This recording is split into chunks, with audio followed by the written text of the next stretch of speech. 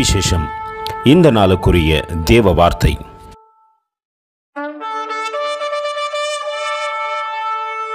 For which cause we faint not, but though our outward man perish, yet the inward man is renewed day by day.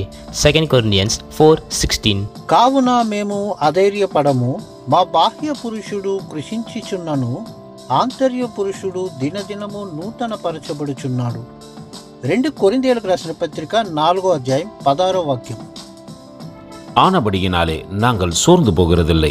எங்கள் புறம்பான மனுஷனானது அழிந்து உள்ளான மனுஷனானது நாளுக்கு நாள் புதிதாக்கப்படுகிறது. 2 கொரிந்தியர் 4:16.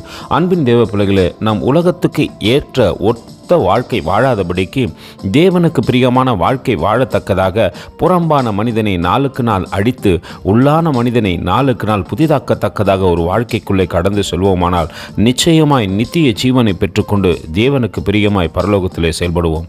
அப்படி வாழத்தக்கதாக நம்மை தாழ்த்தி ஒப்புக் கொடுப்போமா? கர்த்தர் தாமே உங்களை ஆசீர்வதிப்பாராக. ஆமென். எங்களோடு கூட இணைந்து ஊழியம் செய்ய விரும்பினால் இந்த வார்த்தைகளை மற்றவர்களுக்கும் பகிர்ந்து கொடுங்கள்.